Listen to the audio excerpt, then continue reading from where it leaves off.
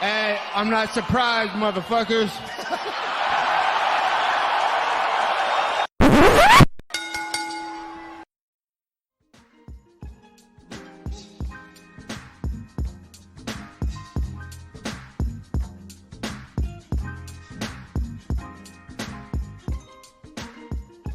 What's up, guys? Welcome to the Courtside Soundoff podcast today. I'm Josh Evanoff. He is Angel Ortega.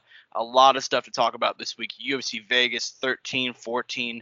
The NBA offseason is back with a lot of big news, some NFL talk, as well as closing out with a preview for a big boxing match happening this weekend. It feels good whenever there's actually a really good boxing match, and I feel like November's got a couple of those. And this is really one of the first ones. But moving on, before we move on to all that, I want to talk to you guys about Rogue Energy. This episode of the Courtside Soundoff podcast is brought to you by Rogue Energy. Rogue Energy was founded in January 2017 to be the best gaming drink in the world. They've developed a premium stack in the form of a delicious energy and focus drink. It's designed to help replace unhealthy canned energy drinks, coffee, and even traditional pre-workouts. Rogue Energy is sugar-free and is loaded with vitamins, antioxidants, and nootropics. They designed Rogue Energy for the emerging professional and competitive gaming market. It continues that fantastic carryover and success with students, athletes, entrepreneurs, and anyone looking to optimize their mental and physical performance. If you want 10% off your order, use the code SOUNDOFF at checkout. This code SOUNDOFF at checkout for 10% off of all your energy needs. Drink some Rogue Energy before the start of the show. Probably going to drink some more. It's Cold War launch day, so you all know what it is. But yeah, shout out Rogue Energy there. Not sponsored. Not sponsored by Cold War. By Cold War, I mean obviously the thing in the 80s, documentary later. No association with anything else, but association with Rogue Energy because they're awesome and they're an amazing company and they put out amazing energy drinks. So go ahead and go use that code SOUNDOFF, guys. Just go and use it. But anyways, last Saturday night from the UFC Apex in Las Vegas, Nevada. You know what, man? I think we were the only two people on the planet. Joking, obviously, but I feel like we were totally a minority for thinking Glover Teixeira was going to beat Thiago Santos. And now I get it, man. Thiago arguably beat the GOAT in his last fight. And instead, we both picked the underdog, the big underdog, 41-year-old Glover Teixeira. He goes in there, and he had to weather a lot of punishment, especially in that third round. I honestly thought he was going to get stopped, but instead, that man, he got knocked down in the first. He recovered. Second round was all Glover. Third round, Thiago with one last Hail Mary shot nearly puts out Glover Teixeira. Glover recovers, scrambles, and eventually ends up getting a submission win over the former number one contender at light heavyweight. Man, what can you even say about Glover Teixeira at this point? I mean, we talked about it last week. His Randy Couture-esque run that he's currently been on is just insane, and he picked up the win over Santos. And now we're at a position where, despite the fact they said Izzy was going to get the title shot, you can make a damn good case for Glover, man. I mean, what do you think about his win, and what do you think about his position within the division? Dude, what a banger of a fight! Like, if there was a fight to watch, like at all, like in this month, like if that's the best fight out of the whole month, I am satisfied. Obviously, I don't want it to be that way. Man, was it a banger, dude? I mean, we're talking first round. Like, I mean, you gave the breakdown of first round. It looks like he might have gotten dropped. He says he didn't. He said he just went. He went down and went for the shoot. Shoots, gets the takedown. Gets us some nasty ground and pound. Second round comes out, gets the takedown early on, a double leg. Shows us that great wrestling. Pretty dominant. Nearly gets submission in the third round. Thiago Santos, his corner tells him, "You just need to fucking go out there and bang, bro. Let me bang, bro." It's Julian Lane-esque. Julian Lane-esque, and he goes out there and bangs, and he's lighting up Glover. He is lighting up Glover, and I'm like, oh my god, no, there's no way he's gonna do it. And then somehow, I think the fight ends up at the ground, and Thiago's on top, and I think he starts doing ground and pound on Glover, and then somehow Glover reverses positions, and now he's the one pounding on top and gets the submission. I mean, honestly, is up there for fight of the year for me. I know it wasn't like 5 rounds, it wasn't a war, but I think the way the emotions, the roller coaster that fight made me go through, it puts it up there for sure. Yeah, honestly, I couldn't agree more. Just because, and I don't even think it won fight of the night, did it? Like, I'm 99% sure it didn't. Yeah, it was Raoni Basarlos versus Khalid Tano that won fight of the night. That's insane to me, bro. Because the roller coaster emotions and the shift in that fight, and knowing that both of these are dudes who are probably nearing the end of the road, and this is their last. Maybe not for Santos because he's still like he's what 36, 37. Like he still has a couple more years left on him. Oh yeah, But at least for Glover, if he loses this, he might as well just retire because this is like if it's kind of been that way for a while to where, if I were to make I like making this comparison a lot. It's like Ric Flair in 2008, bro. Y'all ever watch WWE as a kid with that storyline with Ric Flair? Like if he lost one match, he'd have to retire. That's literally what Glover Teixeira is living that in life. Like if he loses, he may as well just retire because he's not going to make it back to the top again. Like his dream of winning UFC title, that would be gone because he's 41 going on 42, and he's been that guy in the division where he can't get to the top. And finally, after all these years fighting, man, I mean, he's been a pro since 2002, and he's been in the UFC since 2012.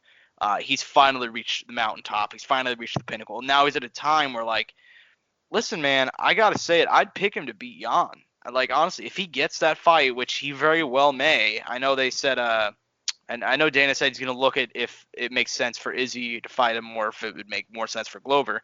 I selfishly want Glover to win, like not to win, to get that fight, I mean, and I'd pick him to win. I just think stylistically, I think Glover matches up really well with Jan. Just in their styles. I think he would honestly just take him down repeatedly. And it's like, and Jan's not a fast enough guy, like on the feet, because that's kind of the way you're going to get Glover. You're either going to be a better wrestler like someone like Corey Anderson, you're going to have fast hands like Gus or Johnson. I'd pick Glover to win that fight, honestly. But how do you see that fight potentially going? Dude, Jan, man, that's a scary dude because, dude, that left hand, you don't think it, like, generally just as most human beings on planet Earth, the right hand's what you're set up for when you're striking or boxing or whatever you want to call it.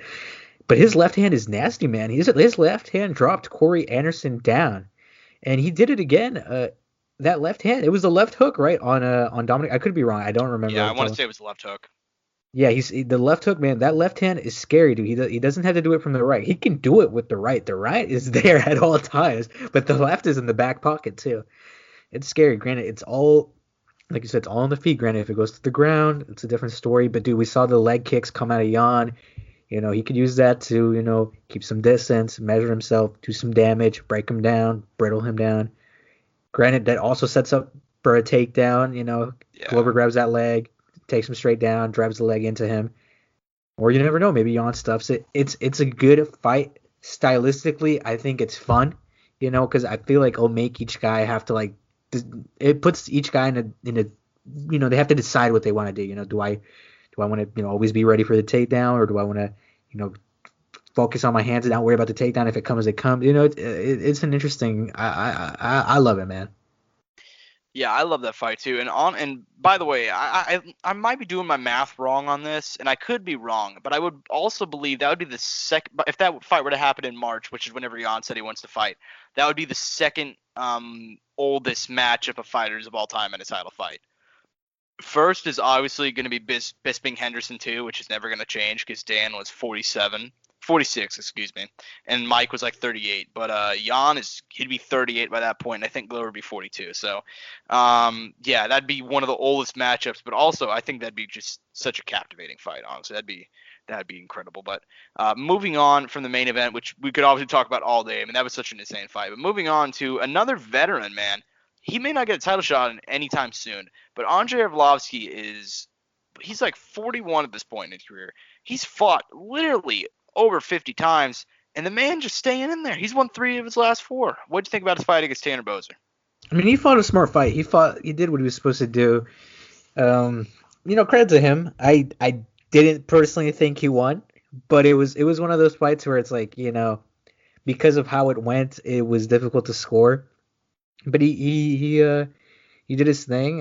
He landed the harder shots, but and the whole thing with landing harder shots, I will say it's like, he reacts, he's that, but we'll never know how Tanner is actually feeling when he gets hit by that, So that's when like Sam Alvey did say, if it was a significant strike, how do you, if it was so significant, why didn't it do this? Why didn't it do that? So I do, like he says, I remember when I saw the significant strike count like on the UFC up on ESPN, I was like, that's interesting. I wonder how you measure that, what counts as a significant strike? Is it only a strike that drops you, or is it, I don't know. That's a whole conversation for another day. But credit to him, he won. Tanner was good sport about it. He went showed his respect. Didn't seem mad about it. I don't know if he tweeted or anything about it or said anything about it, but he kind of went over, paid his respects, left, and that was the end of it. And obviously let Andre enjoy his moment.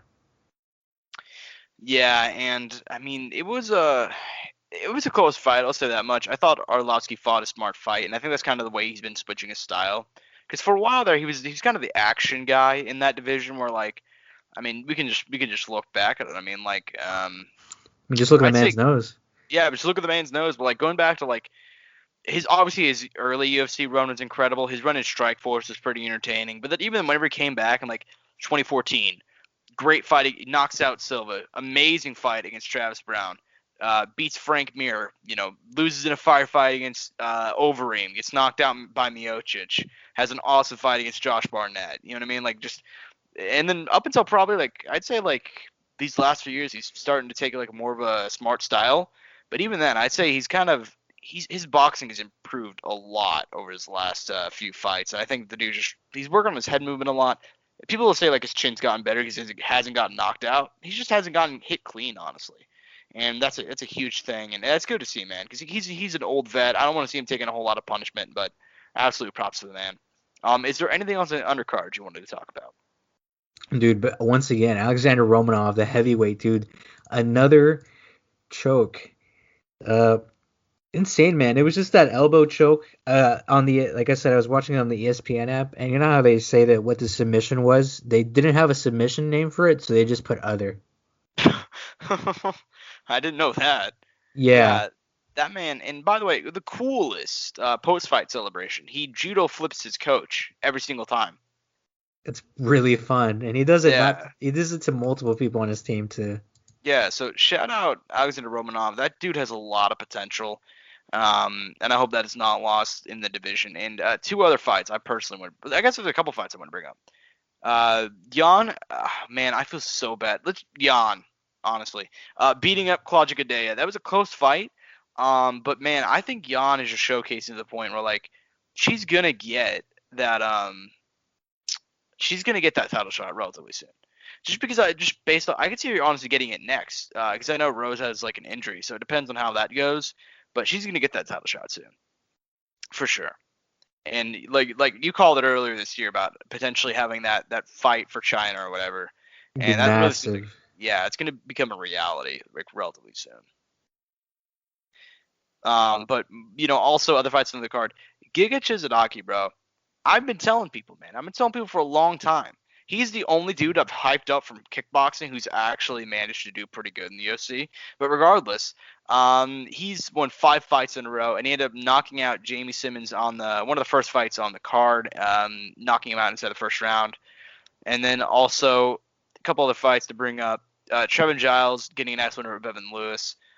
Darren Elkins getting back on the win column. And then Max Griffin nearly taking off, man, I hope I pronounced this kid's name right. Ramiz Ramajaz's ear. Did you see that by chance? I saw the picture. I didn't get to see the fight. Literally, dude, landed that was a big huge deal. Elbow in the clinch. Nearly lost his ear. Like, disgusting. But, yeah, no, it did not look good. Was that a doctor stoppage because of that? Oh, yeah. Yeah. He got lit up. I saw it. It was bad.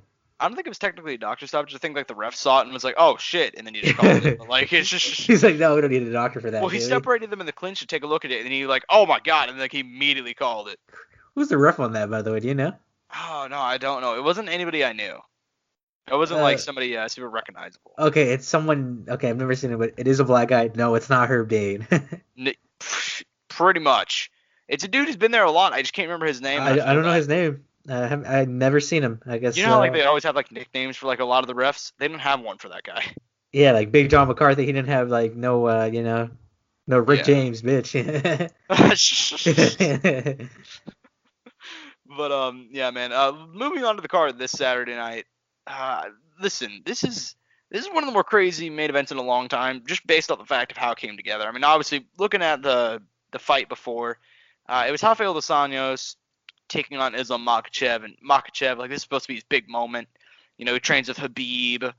He's finally getting that big fight. He's a guy that's been ducked for a long time. He's kind of similar to a guy like Ryan Hall. just based off the fact that he can't get a fight. And he finally got one. He's facing RDA. RDA's moving back down to the weight class where he was champion. And he admittedly said it was because Habib retired, which I thought was really, really cool on his part, honestly, just the self-honesty. But yeah, man. And then Makhachev, he gets COVID, and he ends up dropping out. And there was like a couple of days of radio silence there where I was like, are they going to cancel the card? Because, like, you know what I mean? Like, there's nobody else on this card to where they can reasonably main event. Like, the second biggest name on this card is probably Eric Anders. But regardless, man, and in steps commentator for the card, Paul Felder, the Irish Dragon. I mean, the dude just what an absolutely badass move on his end. Just stepping in on 5 days' notice. You know, he was originally scheduled to work as a color commentator, returning for the first time since February, where he lost a fight to Dan Hooker. I thought he won that one. I thought that was a really bad decision, honestly. It was a good fight, though. Yeah, damn good fight. Arguably fight of the year. But yeah, man, and he's back. What do you think about this main event? What do you think about how it came together, and who are you leaning towards? Dude, Papa bless Paul Felder coming in, into the UFC, deciding to make this choice, to push him through. And I mean, man, he saved the day, dude. I don't know what they would have done if he didn't come in. And a lot of people were saying Michael Chandler, and I was like, I would have been perfectly okay with that. I was honestly expecting Michael Chandler would have been like, holy shit, Michael Chandler's about to show off. He's saving the UFC card. That's going to be big news on ESPN. It's going to be everywhere. They'll be able to sell it really well. It's going to be on the app. It's not a pay-per-view. People will have access to it. But this is good enough. This does it. Also, as far as everything, and like rankings wise, I mean, it's not like the best situation for Paul Felder. But, coming off that Dan Hooker loss, which might not be a loss. Good for him. I think it's a good fight as a whole. Yeah, and I honestly think it's like a really good fight, man. And just stylistically, I think it's going to be super entertaining. Now, and I'd be really concerned, honestly, about Felder, going the 5 rounds on 5 days' notice and all that. But apparently he's been training for like a triathlon, and he looked in really good shape. And I know he trains year-round. He works in coaching and all that. So, dude's still in great shape. And honestly, I've been really conflicted on this. Normally, whenever a dude steps in short notice like this, I'm like, oh, other dude, for sure. Not even close. But there's something about just the way they're trending, like just their career arcs have been, to where I'm like, maybe, I mean, RDA's 36 now. He admittedly hates fighting 155. I mean, he passed out for the Eddie Alvarez fight, and that he just moved up after the Tony one because it was so hard on his body, and moving back down to a division where it's so hard for you to cut weight. And Paul Felder is also 36, but his career is trending in like the opposite direction. I mean, this is a guy that was a really slow starter in the UFC. I mean, he didn't get in the UFC until 2014, and by that point, he was already in his late 20s. But then, since like probably 2017, he's been putting it together. I mean, knocked out Stevie Ray, knocked out Charles Oliveira. He had the split decision to Mike Perry where he lost, but he took that fight also on like 6 days' notice at welterweight. And he arguably won that one with a broken arm. He beat James Vick, beat Barboza. I thought he beat Hooker, and now he's back in this position where if he wins, you can argue, close to being next in line. Like, obviously, he wins one more, and he's getting that title shot, especially considering, he works for the UFC, so he's probably more likely to get that shot than somebody else. So who are you leaning towards in this matchup, my man? Like you said, there's just something about it, man. I'm leaning Paul Felder, dude. Yeah, and it's hard to explain, right? There's no real reason why we should pick Paul Felder, but I'm also going to pick Paul Felder. There's just something about just his striking, and I think the way he's looked and the quiet confidence going in. You know what I mean? Like, Paul Felder's a pretty honest guy. And I think like he's really come into his own in his career, not only like as a fighter, but as like a personality. And he's normally a guy that he's very amped up. He's very, the Hooker fight, like that, they didn't have bad blood, but you could just tell those were 2 super competitive guys. And Paul Felder's just a really competitive guy. He gets very into that type of thing. And even for this one, man, he's quiet, he's confident. He's not, going there beating his chest, talking about how he's going to get a title shot. He's like, yeah, I'm gonna go beat Rafael Dos Anjos a couple of days' notice, and after that, we'll see. Because like the dude just has quiet confidence. And looking at RDA, man, I mean, 1 win in his last 5 fights, and obviously he was facing good competition, but he didn't. Nothing about those performances inspired me. I mean, it's not like the only one that was particularly close in his losses was honestly the Covington fight. I mean, you can make the case that he won that. Like people forget how close that Covington fight was, but that was well over 2 years ago. And since then, dominated by Usman. He did beat Kevin Lee at welterweight, which Kevin Lee's not a welterweight though. But he got dominated by Van Edwards and got dominated by Michael Chiesa. So just the way their careers are trending, man, I got to go Paul Felder this weekend. I think it's going to be a damn fun fight, and I got absolute props to the man for stepping up, win, lose, or draw. Paul Felder is an absolute G of the game. He is that dude. But moving on to the co-main event, one of the most fun fighters in the UFC is back, Abdul Razak Al Hassan. I spent a long time pumping this dude up. Just every single one of his fights, every single one of his wins, has ended in a finish. 10 knockouts. And for the record, these are not TKOs. In the words of Jeremy Stevens, when he hits people, they don't fucking move. Okay? And yeah, man, he's just an absolute monster. And he did unfortunately miss 2 years of his career due to a how can I put this delicately? A sexual harassment case, which he was found not guilty of. So he missed well over 2 years of his career because of that, which is really unfortunate because the dude lost 2 years of his prime, and he had just knocked out Nico Price and was well on his way to getting a ranking and all that. He did come back earlier this year. He lost a really fight of the night against Monier Lazez, and that kid showed off his potential. I mean, that kid, I believe, he's undefeated, huge for welterweight. It's a shout out him. And his opponent on the other side, Chaos Williams, this kid made his debut, knocked out Alex Morano inside the first round, and that dude's got some potential as well. 10-1, big dude, long reach, 26 years old. Who do you got in this co-main event of guys where it's kind of like the winner of this takes that next step? And obviously not in terms of star power and something like that, but in terms of moving forward in the rankings and showing their potential. Who do you got? Oh, dude, you've been hyping up Al Hassan, man. Like the last fight, he didn't, sadly didn't work out. But let's, I want to see the brutalness. I want to see him knock someone out. So I'm gonna pick him because you've been hyping him up. I'm glad you agree with me, my man. I mean, I did hype him up last time, but listen, man, he was coming in cold. He hadn't fought in a long time. He was facing a dude that legit, that dude had like 7 inches on him. I remember watching that fight thinking like, how is this dude a welterweight? You know what I mean? But like, I mean, shit, they were all, it was only in height, Josh.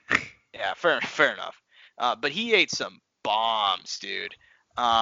So absolute props to that kid. But I think he's gonna get the win this time around. Now, let me be clear here. If Chaos Williams could get out of the first round, it's gonna be GG no re. This kid's never been knocked out before. Only losses are via decision. That goes back to his amateur career as well. I am very conflicted about it, but I am going to go with Abdul Razak Al Hassan. He did miss weight, unfortunately, and he should probably move up to middleweight, honestly. He doesn't look like a big guy. For some reason, he has issues making welterweight. It's kind of strange, but I do think he gets back to his winning ways. Is there anything else on the undercard you wanted to talk about? Nothing I want to personally shout out, but I know you got some people you want to shout out, and I already know who those people are. Damn straight. My girl Kay Hansen back again. Yep. Only 21. I've talked about this girl for like 2 years at this point because I remember seeing her like in her what would be her 4th fight. It was my first event I was covering live for Invicta, Invicta FC 31. I think she was like 19 at the time or something, and she's beat up this poor girl who was like 10 years older than her. And ever since then, I've been on the hype train, and she's worked her way up from Invicta all the way to getting in the UFC, and she submitted Jinyu Fry, who's a former Invicta champ, former Ryzen fighter as well. And she's legit, and she just made quick work of her in her debut, and now she's back. And I want to say this is the youngest UFC fight of all time. If not, it's number 2. I think Chase Hooper's Dana White Contender Series fight was like an 18. I think it was 18 taken out a kid who was 20. This is 2 20-year-olds fighting. So this is Corey McKenna. She's a prospect as well. Now, albeit she doesn't have like the pedigree. She hasn't been on like the scene as long as Kay Hansen has. Like Kay Hansen's a lot older in fight years, but Corey McKenna, on the other hand, man, this girl 5-1, training out of Team Alpha Male, and she's been fighting in Cage Warriors a lot. She came in through the Contender Series, and I think that's going to be a really, really fun fight, a really fun grappling match to follow. I think Kay Hansen's one of the most entertaining grapplers in MMA right now. I know Angel. I know you saw her fight live. Just her transitions are just really, really high level shit. Just Honestly. takedowns, man. Yeah, Takedowns for a great day. takedowns for days.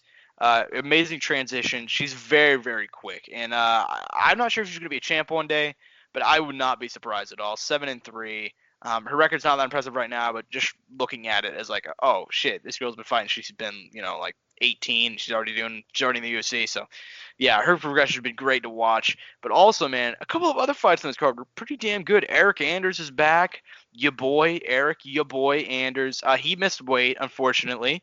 But he is looking to rebound after his loss to Jocko. Before that, he was riding a nice little win streak. Alex Morono, who I talked about earlier, is back.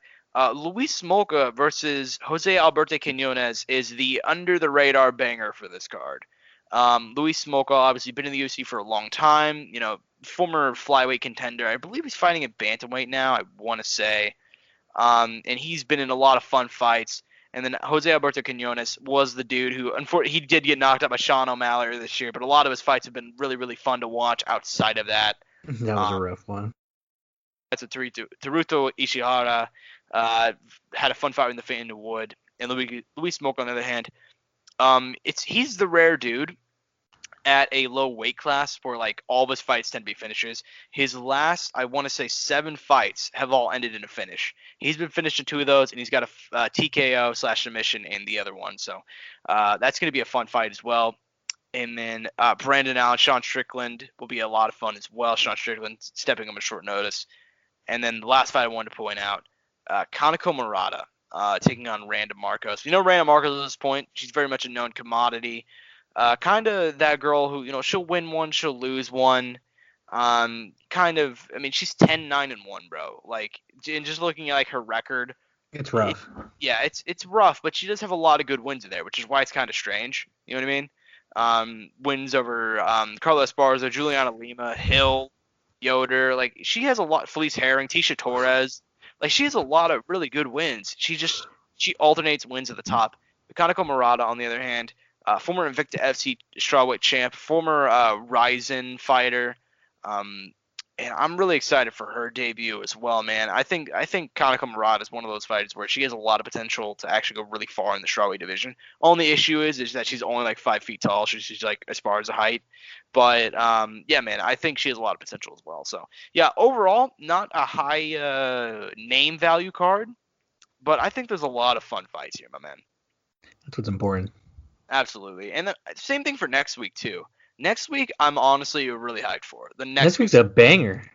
Straight up banger. Because here's the thing, right? That's a card only going to do like 50,000 buys, straight up. Like I care about the business side of it. It's interesting to me. But it's only going to do 50,000 buys. But, bro, Deiveson Figueroa versus Alex Perez.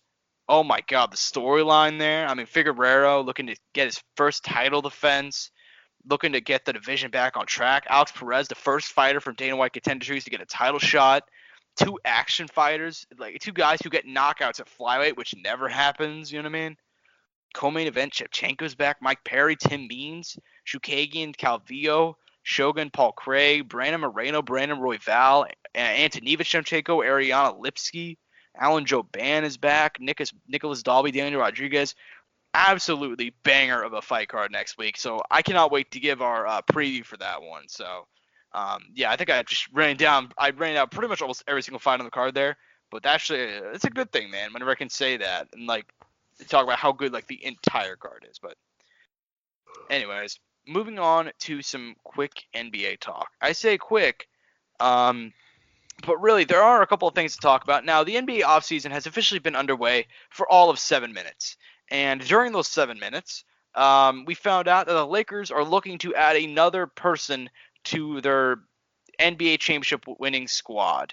As we all know, Lakers won. And this is probably like the less big news, and we'll get into the bigger news in like a minute. But I'm curious about this move and your thoughts on it. But the Lakers are looking to trade for DeMar DeRozan. And obviously, DeMar DeRozan, he was dealt from Toronto, and he was Toronto's heart and soul.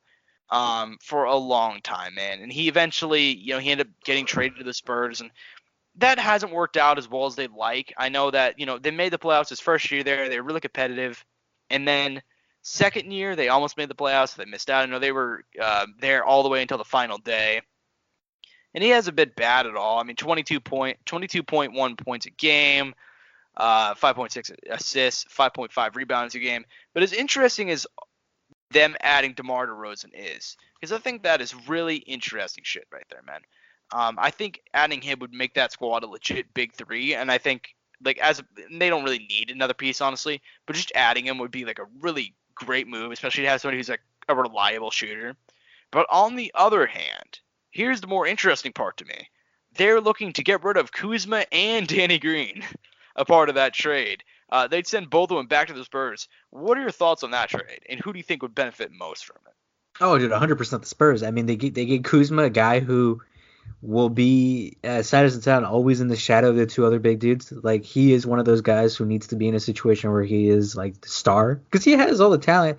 I know he still lacks a lot, but he really is a talented player. I think with a coach with Pop and, obviously the great development they always have there, I think, like, Kuzma could be channeled into, like, a very smart and disciplined NBA player. And obviously Danny Green, I mean, dude, 3-and-D fits the system. Spurs got it, baby. You know what I mean? Yeah, and listen, man, that's kind of where I am too, because I'm thinking long term here, and I'm thinking long term. Kuzma is a guy that he really needs focused on him, and I know a lot of people like to trash the guy, and listen, man, I get it, I really do get it, because he hasn't looked great as of late, and I think him playing in the shadow of those two guys, I feel like he was a guy that needed to develop, and he was developing alongside a lot of those core guys that were sent to the Pelicans. And whenever they got left, he kind of got left in the dust because not only was he not being developed, he was also like being in the shadow behind two all-stars and two of the greatest players in the league, and like he just doesn't look as good in comparison. Not even close. But regardless, man, I think that'd be an interesting move. But that being said, I really do think that them getting DeMar DeRozan would listen, I didn't think they were the favorites going into next year. I just think that there's too much went right for them this year. You know what I mean? Like, I'd love to see how that Clippers matchup would have gone. But I think them adding DeRozan would work really, really good in the short term. Just to have a guy, especially because depending on how long LeBron has left, DeRozan, you might think he's super old. DeMar DeRozan is only 30. So, like, he's a guy that hypothetically, if he signed to a long-term deal, he could be there with AD for a while. There's a lot of stuff you could do. Maybe you could trade him for somebody else somewhere down the line. But overall, though, I really do like that move, and I'd like to see them make that. However, the bigger news, dude. I said that the NBA offseason has been going on for seven minutes, and crazy shit's already happening. Russell Westbrook's tenure in Houston was shorter than the 7 minutes. He for real, the Simpsons gif of walking in, putting your hat on the coat tree, and then immediately grabbing it and walking out. Russell Westbrook wants out of Houston. And apparently that's just because, he doesn't like the way the franchise is heading, and apparently there was a rumor that Harden doesn't like it as well. Harden said he's going to stay there, though. But what are your thoughts about Westbrook leaving, and where do you think he'd fit best, honestly? I don't think just to play Westbrook, just the type of archetype that Westbrook is, I feel like he doesn't have an exact home, sadly. You know what I mean? In a league where spacing's such a big thing now, and especially where your point guard can make such a big, difference, and having a shooting point guard is such a valuable thing, and Russell isn't that shooting point guard with, has good playmaking, right, when he wants to, can be really, as far as a team player, it's really dependent of him. I think there's just no exact ideal situation for him, because I feel like if he was a shooter, right, and he had that spacing, I'd be like, well, he could always go to, what is it called? Milwaukee. Milwaukee is someone who I was like, I feel like they need another guy who's a threat in the three, so that way when the paint is crowded, Giannis isn't like, the number one target. They also have to focus on the guy who's outside the paint, waiting to shoot the three at the arc, at the tip. But the thing is, like I'm telling you, I don't feel like there's a great spot for him right now. That's the issue. Yeah, and honestly, couldn't agree with you more. And here's honestly like one of like the bigger things is him in Houston. It sounds weird because he's playing with James Harden, who's like notoriously a guy who needs the ball in his hands and all that. I literally think that's the best matchup not matchup, but the best place for him to be right now, just because he gets along with Harden really, really well, and I think those are two guys that could get along. Because honestly, I thought Houston's small ball was working really, really well until Russ's injury. And once he got injured, he kind of came back and he struggled hardcore. And from there, it was they lost in 5 to the Lakers, which honestly I was really debating how well that series was going to go, because obviously we knew they wouldn't be able to stop AD and LeBron, but I was like, maybe they'd be able to make it competitive just based off their play style. Instead, they ended up getting demolished. Obviously, Russ is coming off of an injury, so he didn't have much time to really prepare. Coming off an injury sucks for one, but doing it in the playoffs is another thing. But at the same time, man, just looking at the rosters out there, I think Milwaukee would be interesting, but at the same time, he's another non-shooter. What would Milwaukee get from that? Yeah, they'd get an explosive guy, but for the cap space, they'd be losing, and for the way that team works, that would not work well, honestly. And then just the Knicks, honestly, I fully believe this. The Knicks is probably the best place he can end up, solely for the fact that he'd be the only star there, and they'd pretty much just let him do what he wants. And Russ is a guy that sounds really, really weird, but if you just let that man go off, and he doesn't have to deal with any other superstar players around him wanting the ball, he'll legit put in work if you just leave him alone. But he'd make a lot of money too. Yeah, he'd make a lot of money, but he wouldn't win a title there, and I don't think he's gonna win a title in a lot of situations. But here's the thing I want to talk to about. Now, this can be complete and utter BS. In fact, I'd say there's a decent probability that's completely BS.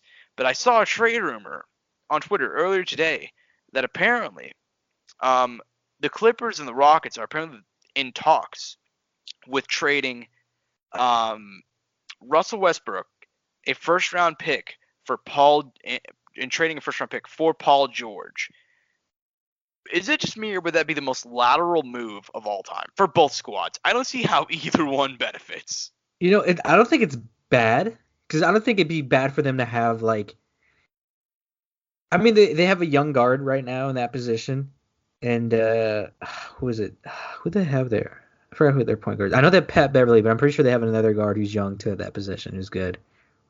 I might be thinking wrong. I might be thinking of when they had Shea Gill. I think you're thinking about Shea Gill. But I'm pretty sure they have another point guard outside of what is it called? Outside of Pat Bev, who I can't think of right now. Oh, is it Reggie Jackson? Is that who it is? Yes. That's who they have now. Which 3-guard rotation. I don't know. Pat Beverly pretty good too off the bench. At least energy wise, he brings something in that. I don't know. I don't feel like it would be bad to have an explosive, energetic guy like Westbrook, who could bring a certain type of energy to the team. And then as far as Paul George to the Rockets, I guess they get a bigger guy at at the small forward position, and a guy who could be good defensively too, and also good offensively. The only worry is it's Paul George. Is Paul George going to show up? Yeah, and that's always going to be the fear, and that's a very reasonable one, honestly. Because if there's one thing we've seen, it's the exact opposite is going to happen. And that's not even being disrespectful. It's just there's only so many times where we can notice a pattern before it starts to become a reality. And PG just hasn't shown up at the playoffs. And you can contribute it to a bunch of different things. And obviously OKC was a pretty toxic situation just in terms of nobody on that squad got on the same page. It was kind of just throwing superstars together hoping they were going to win a title. And obviously that didn't happen. But in LA, there's no excuse. There's literally none. With formerly working with, because they decided to fire Doc Rivers, you're working with one of the greatest NBA coaches of at least the last 2 decades. You're working with arguably the best player in the league with Kawhi. Now, arguably, I think Kawhi at his best is arguably the best player in the league.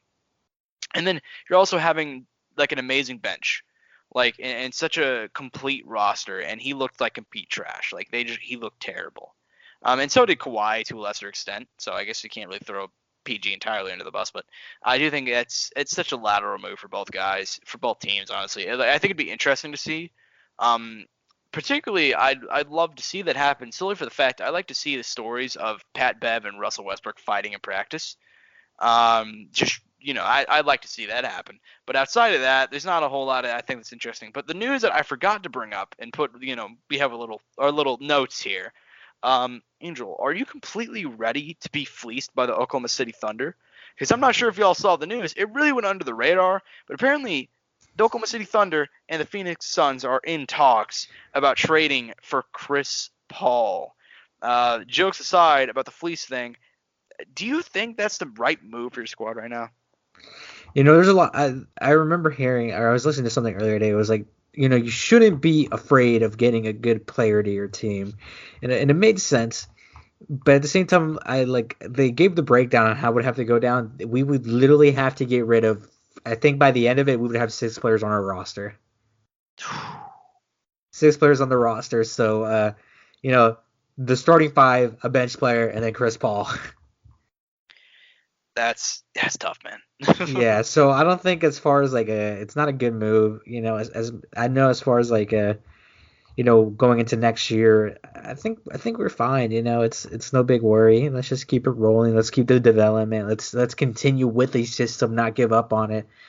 And we get to draft this year. We got hopefully we get a point guard. We draft a young point guard. We got a Rubio there, a good guy, a mature guy, a mentor. I think we have a decent mix of some good vets and some young guys, and then some guys who've been in the league for a little bit now, like Book, who know a little bit, who can help develop a young guy coming in, especially a point guard, and help develop and give him confidence. Yeah. I mean, listen, man, I'm honestly pretty conflicted on that move for you guys, because honestly, here's the thing, right? Chris Paul coming back to OKC. I say coming back because he was there for like a year in 2005. Coming back to OKC, huge thing for that squad, and he did wonders for a lot of those young guys that I truly think that we're gonna be looking back and see oh man, he did a lot for Shai Gilgeous's his development for a lot of those young guys, and I'd like to see him stick around, but I know that he's not. I just see it doesn't work out because he's a guy that he's still a top guy in this league.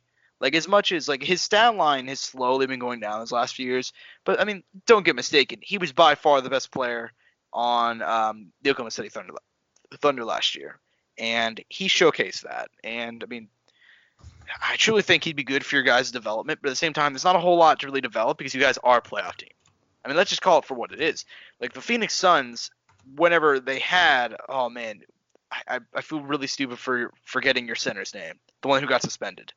Oh, Aiden. Yes, the Phoenix Suns with Aiden, they're a playoff team. We saw that in the bubble. We saw that before he got suspended, just how good they were doing. And then obviously after that, they started to go downhill. But at the same time, it's he's the second best player on that team, and Devin Booker is arguably top 10 player in this league. I think in the bubble he solidified that. I mean, for a long time we saw him put up the stat lines, but it wasn't until last year they actually started winning a lot. So listen, man. And Booker still gets snubbed, man. I mean, people still think Absolutely. Luka and Trey, and credit to Luka, right? I mean, class player, clearly very good, but top 10 NBA player right now. I mean, we have people like Giannis Antetokounmpo, Kawhi Leonard, LeBron James, Anthony Davis, Kevin Durant, Steph Curry, who are in the league, and saying that Luka Doncic is up there. I mean, it's not far from it, but definitely not what I think right now. Yeah, and look, man, just think about how good they were. They obviously they didn't have Aiden, and then they came back on the bubble without Oubre, without Baines, and they got so close to making the playoffs, man. I truly think that if they added Chris Paul, they'd instantly be a contender, just because I think he'd helped a lot in the development of those guys. But I can also see why you wouldn't want that, just because he's locked up for a long-term deal at this point, making a lot of money, and you'd probably have to give up a fair bit to get him, because all OKC does is fleece teams. Sam Presti is literally Jesus as far as I'm concerned. I mean, He's like the Celtics, dude. The Celtics just know how to do it. Dude. I mean, but we have the Rockets and the Clippers picks for the next 10 years, and we're still a playoff team. So I don't know how the man does it. So you guys will probably get fleeced, honestly. I'm just calling it how it is. But yeah, man. I mean, I think it's a move with both pros and cons, but I think it'd be really interesting to see how it plays out. But moving on from the NBA, because I don't believe there's anything else. Moving on to the NFL. There's a lot of talk about my man, including, but not limited to, the worst quarterback performance I've seen in the last 5 years. Alex Smith coming back, continuing his comeback player of the year season. The Dolphins and the Cardinals, low-key teams that were supposed to suck, having the battle of future playoff teams that came out of nowhere. And then finally, the New York Jets still stocking. So we can go ahead and start off wherever you want, my man. Oh man, I know you want to talk about it, Josh. Just talk about it. That game. Yeah, that game. That game. I sat here last week having the audacity to pump up the Tampa Bay Buccaneers. I said all offseason, this team's not going to be that good. I've told people close to me that I talk to about football, this team's not going to be that good, bro. Like, honestly, like, that team is too old. Bruce Arians, his system, it's not going to work well with a guy like Brady. Obviously, Gronkowski's old. He's coming out of retirement. Mike Evans he doesn't do well with like the little slant plays, which is what Brady really likes to run. He doesn't have the big deep ball anymore. And then they came out, they looked pretty damn good, bro. I mean, honestly, they started off 6-2. Their only 2 losses was one of them on came down to the final plays against the Bears, and then obviously a tough first game against the Saints. But look, bro, like Brady's playing a new system. Gronk's coming back after 2 years off. I mean, a bunch of reasons. They had no excuse. Playing in prime time, Sunday Night Football, world's watching, and Tom Brady puts up the worst quarterback performance I've seen in the league. I think the worst, I guess you could call it the worst star performance in a long time. 22 for 38, 209 yards, 3 interceptions. For the record, that the 3 interceptions is not indicative of how bad he played. There were multiple that were dropped. The 22 for 38, a lot of those are put up in garbage time. The 3 points were only put up in garbage time. At one point, it was 38-0, and they only put up that field goal so that you didn't get blanked. Listen, and this is also Antonio Brown's debut game, bro. Like, lost in all the madness is that one of arguably the greatest wide receiver of the last decade, who still is in his prime. He's still only 31, bro. He stepped up, and he was getting open, man. He was getting looks. He got 3 catches, but it wasn't working, man. They got absolutely shell shocked, and they actually made Drew Brees, who I love Drew Brees, man. I think that dude's goated. I mean, I don't think he's going to be reflected years down the line. I don't think he's going to be appreciated as much as he should because he only has 1 ring. And he's looked pretty washed all year, not in terms of stats, but in terms of just the way he throws. And you can see it in he doesn't have the same air under the ball, and he's making worse decisions. And you can just tell he's getting older, man. He's 41. He's going to be 42 by the end of the year. He actually looked really, really good because the Bucs let him look good. Dude was just throwing to open guys all night, bro. It's really, it was just embarrassing, man. I mean, it was really, really embarrassing. So yeah, that's my thoughts on that game. Awesome.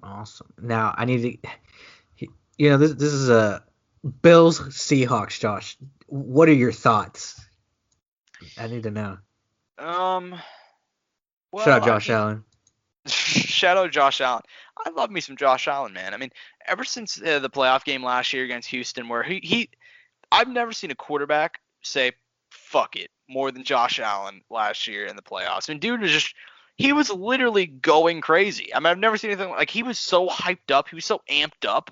Dude was just going, "Fuck it, I'm gonna go try and truck a 6'7" linebacker for no reason." You know what I mean?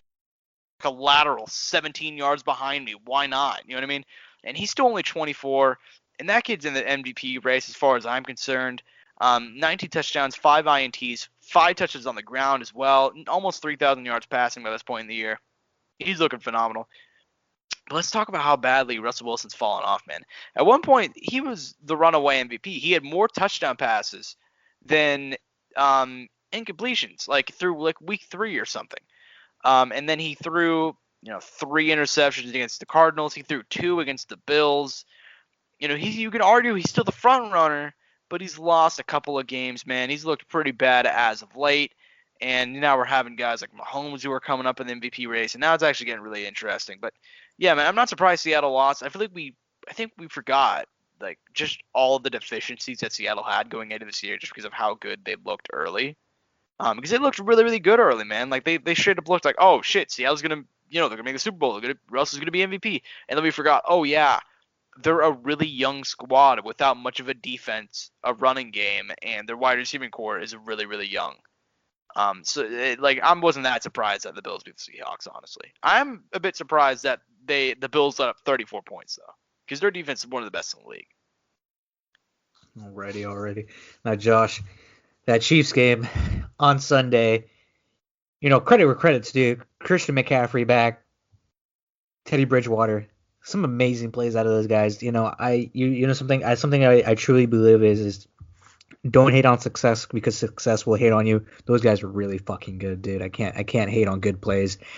Teddy running in the ball like a couple of times, like he ran the ball like once or twice, and I was like pretty impressed because look, he only had 19 yards, but I could have sworn he did it in like necessary situations. Yeah. And it worked so well. And then obviously Christian McCaffrey, I think he had like an insane catch like right outside of the touchdowns. And it was just, but let's get your overall thoughts, Josh. I mean, look, man, I was talking to my buddy about this game. This game felt like bizarre. Like, it just felt like bizarre purely for the fact that, like, the Chiefs they were kind of playing down in an aspect. Like, they were losing for a lot of that game. Like, going into halftime, they were losing. Even up until the fourth quarter, man, they were like neck and neck. But at no point did I was sitting there thinking, I was like, oh yeah, the Panthers are gonna win this game. Like, I was never really scared at one point. It was just a weird game in that aspect. But regardless, man, props to Teddy B. Like I said, Teddy one glove going out there, putting it on us. And then obviously Christian McCaffrey as well. I mean, that kid coming off of like a really bad injury, and just you wouldn't even know it. Like, he hasn't played for like 7 weeks, and he put up like an overall like 160 yards or something, two tutties. You know what I mean? Just absolute monster. I feel like we forget just how good Christian McCaffrey is, because everybody loves Derrick Henry, and I think Derrick Henry might be the best pure runner in the league, but Christian McCaffrey is by far the most versatile like running back, dude. Like, you could split him out as a wideout, get 10 catches, 100 yards, touchdown. Oh, you want to plug him in a running back? 70 yards, touchdown. I mean, dude he's unstoppable, man. I mean, like, what was his stat? I remember thinking last year that you can make a really good case that he should have won MVP. It wasn't going to happen because the Panthers sucked. I mean, he had 1,000 yards receiving and 1,000 yards rushing. That is something we're never going to see for a long time. Like, that's incredible to me. Like, you never see that happen. Like, over 1,000, 116 catches, 1,005 yards, 4 touchdowns. That'd be a good wide receiver number. But then you add in 1,387 yards on the ground, 15 touchdowns. Dude is unbelievable. We forget just how good he is. I mean, if the Panthers won 9 games, for example, if the Panthers won 8 or 9 games last year, he's the MVP. Like, just think about that. But that team is so terrible that unfortunately they didn't.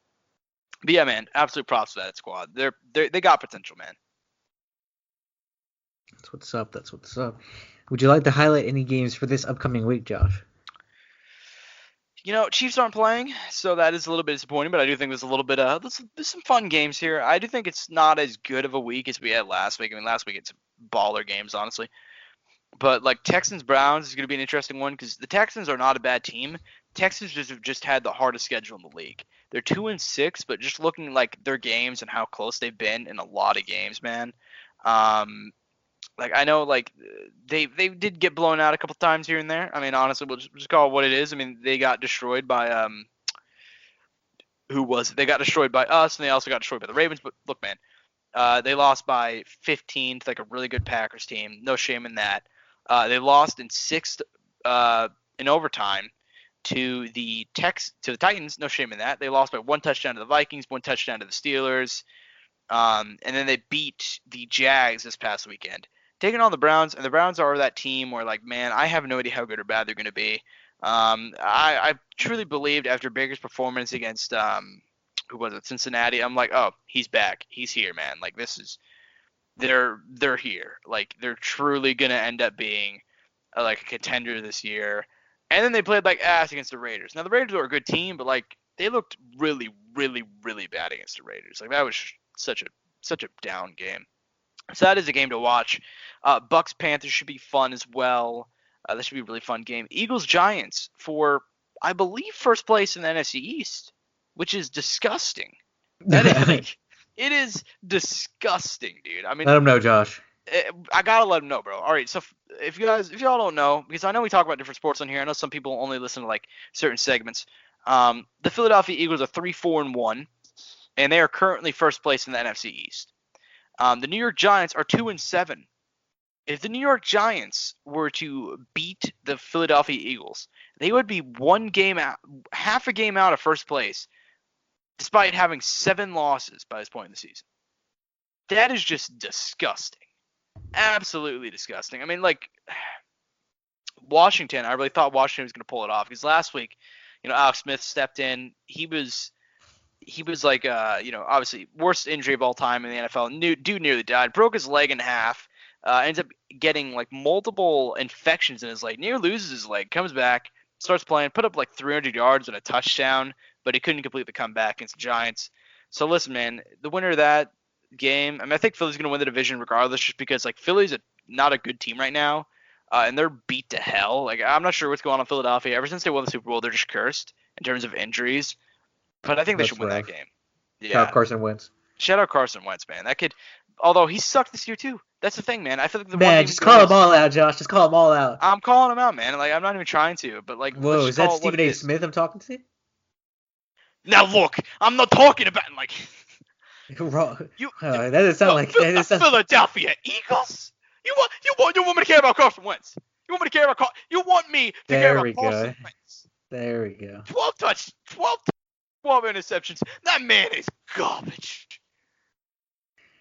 The audacity. Anyways. Now I come in with my back sober. But Josh, no, I was kidding. I don't know where I was going with that. Fair enough. Yeah, man. But like Carson Wentz has not played good, and that's disappointing because I feel like the one thing you could always count on, especially last year, Carson Wentz last year was the most clutch quarterback in the league, and I think it was really slept on just because like his numbers weren't the best. I mean, they were 27 touchdowns, 7 interceptions. The dude was throwing to like JV like players out there, bro. He was throwing to dudes we have not heard of and will not hear of again. Like, they were practice squad guys. Like, they're guys that like they're not in the NFL. Like, that's literally not yet. Not yet, Josh. All right, my bad. But like he had nobody to throw to, and he somehow got them to the playoffs. This year, he has more turnovers than touchdowns. I mean, his completion percentage isn't good. But look, man, I mean, we'll see what happens. I think Philly's going to make the playoffs this year, and I think they're a team that just because their coaching is so good, because a lot of people like to shit on Doug Peterson like as a coach, but come on, man, the dude is still one of the best coaches in the league. The talent on that squad, and he's actually making them competitive. It's just incredible to me. But regardless, Seahawks Rams should be fun. 49ers Saints will not be fun. I forgot Jimmy Garoppolo went down last week, which really, really sucks.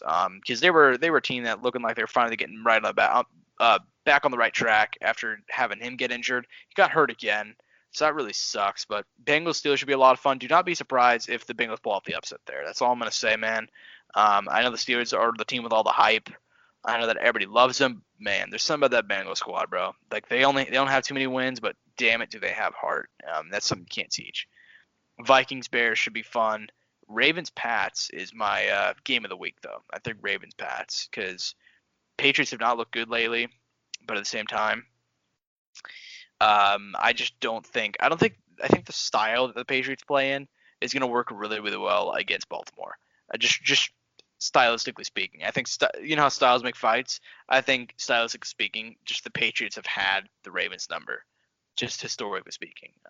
It's normally the other way around, but regardless, they always play it close, is what I'm trying to say.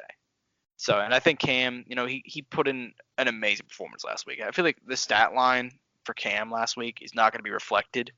But the dude was down by a lot going into the fourth quarter. Came back 77% completion percentage, 274 yards, and I believe he had 2 touchdowns on the ground. So that's going to be a really fun game there. But yeah, that is all I got for the NFL this week.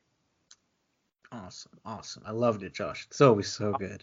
Thanks, man. I try my best to do my best analyst work. But moving on, we got a little bit of quick boxing talk. And it is Terrence Crawford. Arguably, it's arguable because I think that division kind of leaves room for a lot of dudes, but arguably the best welterweight on the planet. 36-0, wins over Amir Khan, Jeff Horn, Victor Postal. You know him by this point, all right? And he's been out since December 2019, and he's taking on Kell Brook. Kell Brook is that guy who, like, he's never reached the pinnacle, right?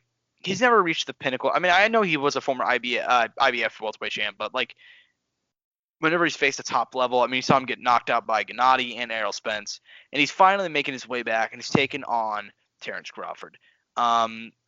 Listen, man, I like this fight a lot for a multitude of reasons. I think this is probably Terrence Crawford's biggest test. Honestly, I mean, just looking at it, I think he's, I'll say it, I think he's like the best in that weight class, which that's a really stacked weight class. But I think like he's honestly the best, but he hasn't gotten to show it 'cause the best dude he's faced is Jeff Horn or Amir Khan, and he's back. And I think beating a guy like Kell Brook would go so far in his like development and his star power. But I'm curious, what do you think about this fight, and who do you got? Oh, dude, I mean, without a doubt, I got Bud. But the thing is, it's like Kell Brook is the people he's lost to, or like you said, those guys who've reached the pinnacle. At the time, Errol Spence, I don't know if he had necessarily reached it, but I'm sure that Kell Brook fight did put him on the map very well. And the Gennady fight, obviously, Gennady, we know who he is, we know the name, nothing to talk about there much. He's lost to the best, or some of the best, right? Now he's fighting Bud Crawford, and he has a tough look. To give credit to Kell, he has a tough challenge ahead of him. Former champ, obviously he knows what he's going into. He's fighting arguably the pound for pound best guy in that weight class right now. You can argue Earl, who's fighting, I'd say maybe the harder or at least maybe more dangerous opponent in a way in Danny Garcia. That's a month from now, a little less than a month. I don't know what it is exactly, but Yes. Okay. Yeah, and we won't preview that now, but yeah, man, it's a good one. Simply as that, it's a good one. Bud gets a challenge, but is it, is it truly a challenge? We'll see. We'll get to see if Bud is really that guy, if he's really in the right position, like with as far as how we're hyping him up, and I'm not talking about us necessarily, but general boxing media, any form of sports media that it's aware of Bud Crawford, because Bud Crawford has had been given potentially the credit of one of the best switch hitters to ever box, and maybe the best. We don't know yet, but he's up there, and he needs to showcase it in front of the better opposition. And sadly, because of promoters, we haven't gotten to see him fight a certain someone, like I said, who's fighting next month. But no matter what, it'll be entertaining. Hopefully, anything can happen, right? For all we know, maybe Kell Brook comes out there and he gives us a showcase of his abilities and shows them, this is why I was formerly a champ at one point. I'll give him credit where credit is due, because I can't disrespect a former champ. Yeah, and I also think this is honestly like a really, really good fight, purely for the fact that it's like this is Crawford's chance to kind of solidify himself as a star and beat the best opponent he's faced and kind of solidify his legacy that he's building to this point. And on the other side, you got Kell Brook looking to show that he is, this is probably like, I'm not sure how many more shots he'd get after this at like a top guy. Because I know he has won 3 in a row, but he lost badly to Errol and to Gennady. So I do think this is kind of his last big shot, and I do like the storyline of all that. So I do think I got Bud, like not even close. I think he's probably going to dominate. I think Kell Brook can make it interesting. I think especially early. But I do got Bud Crawford. But regardless, man, is there anything else you want to talk about before we get out of here? No, nothing I wanted to specifically highlight. All right, I know that you're like the more in tune with boxing guy, so I was just asking just to make sure. But quick shout out to Tommy Fury, man, brother of Tyson Fury, picking up the knockout win earlier today. We were talking about it before we got on the podcast, but yeah, shout out him. But I hope you guys enjoyed that episode of the Courtside Soundoff podcast. I'm at Josh Ivanoff on Twitter. He's at Andrew Ortega _01. I almost forgot it. We're at Courtside Sound 1 on Twitter. We're also on Instagram and all that if you guys want to go ahead and give us a follow there. Amazing support of the YouTube channel. I need to get back to uploading the clips. I've just been really busy with work, so unfortunately I haven't been able to, but massive support on those. We appreciate all the support that we've gotten. So thank you guys for listening as always. Peace and Bud Grease. Mouse click.